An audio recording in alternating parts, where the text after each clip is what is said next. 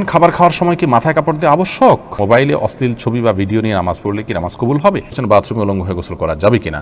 আব্দুল মতিন, আপনি লিখেছেন মোবাইলে অশ্লীল ছবি বা ভিডিও নিয়ে নামাজ পড়লে কি নামাজ কবুল হবে?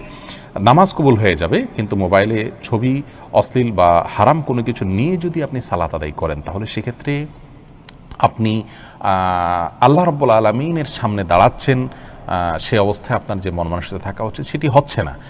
আর এই অশ্লীল কোনো কিছু আপনার মোবাইলে যদি থাকে, খারাপ কোনো কিছু যদি থাকে, তাহলে সেটা সালাতরত অবস্থায় থাকলে সেটা যেরকম অপরাধ, ঠিক একইভাবে সালাতের বাইরেও সেটা থাকাটা আপনার জন্য অপরাধ। বিধায় এর কারণে সালাতে কোনো প্রকার ব্যাঘাত হবে না। সালাতে যদি আপনি মনোযোগ দিয়ে সালাতের যে অন্যান্য শর্ত আছে সেগুলো আপনি পূরণ করে সালাত আদায় করেন, তাহলে সালাত তো হয়ে যাবে।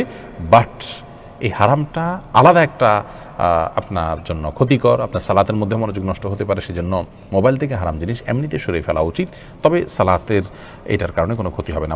মমিনুল ইসলাম রুবেল আপনি প্রশ্ন করছেন বাথরুমে উলঙ্গ হয়ে গোসল করা যাবে কিনা। ভাই রুবেল, বাথরুমে উলঙ্গ হয়ে যদি কেউ গোসল করেন তাহলে তাতে কোনো বড় গুনাহ বা কবিরা গুনাহ হবে না, বড় কোনো পাপ হবে না। তবে এই কাজটি অনুত্তম এবং ভালো নয় আমাদের জন্য, জাস্ট এইটুকু আমরা বলতে পারি। কিন্তু আপনার এর কারণে কোনো বড় গুনাহ হয়ে যাবে ব্যাপারটি এরকম না। বিশেষ ওজরের কারণে যদি আপনার বিবস্ত্র হতে হয়, আপনার জন্য সেটা জায়েজ রয়েছে।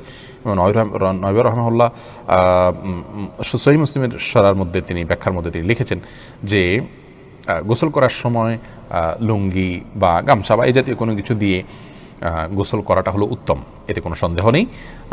তবে যদি প্রয়োজন হয় তাহলে সেক্ষেত্রে উন্মুক্ত করে, অর্থাৎ আপনার সম্পূর্ণ বিবস্ত্র হয়ে গোসল করা জায়েজ আছে। একটি হাদিস এরকম রয়েছে, নবী সাল্লাল্লাহু আলাইহি ওয়াসাল্লাম বলেছেন যে আল্লাহ তাআলাকে কেউ যদি নাও দেখে তো আল্লাহ তাআলাকে অন্তত লজ্জা করা উচিত, লজ্জাশীলতা থাকা উচিত। এই জন্য এরকমটি প্রয়োজন হলে করা যাবে, আর প্রয়োজন ছাড়া এরকম করাটা অনুচিত, অনুত্তম, ভালো কাজ নয়। প্রয়োজন হলে করা যাবে। তার আরেকটা দলিল হলো সহিহ বুখারীতে বর্ণিত হয়েছে যে আইয়ুব আলাইহিস সালাম তিনি একবার সমস্ত কাপড় চোপড় খুলে তারপর গোসল করেছেন। তারপরে মুসা আলাইহিস সালামের ব্যাপার আপনারা জানেন যে তিনি গোসল করতে নেমেছেন, পাথর তার কাপড় নিয়ে দৌড় দিয়েছে, তিনি তার পিছনে দৌড়াতে শুরু করেছেন। এগুলো সব বিশেষ কারণে এবং বিশেষ প্রেক্ষিতে। তাছাড়া এগুলো আগের শরিয়াত, সেগুলোর বিধান আমাদের জন্য হুবহু যে প্রযোজ্য তা নয়। আমাদের জন্য অনুত্তম হবে কাপড় চোপড় একদম খুলে গোসল করাটা, তবে হারাম নয়। এরপরে সাদিয়া বিনতে আজাদ লিখেছেন খাবার খাওয়ার সময় কি মাথায় কাপড় দেওয়া আবশ্যক? না বোন, খাবার খাওয়ার সময় আমরা মাথায় কাপড় দিতে বাধ্য নই, কারণ হাদিস আমাদেরকে এরকম নির্দেশ দেয় না যে ছেলে হোক, মেয়ে হোক, নারী হোক, পুরুষ হোক, খাবার সময় আমাদেরকে টুপি দিতে হবে। অনেকে দেখা যায় খেতে বসলে টুপিটা তালাশ করে, আমার টুপিটা দাও, আমি খেতে বসবো। অনেকে মনে করেন মাথায় কাপড় দিয়ে তারপরে খেতে হয় না, এমন কোনো বাধ্যবাধকতা নেই। খাওয়ার সময় আপনার মাথা খালিও থাকতে পারে, ঢেকেও আপনি খেতে পারেন।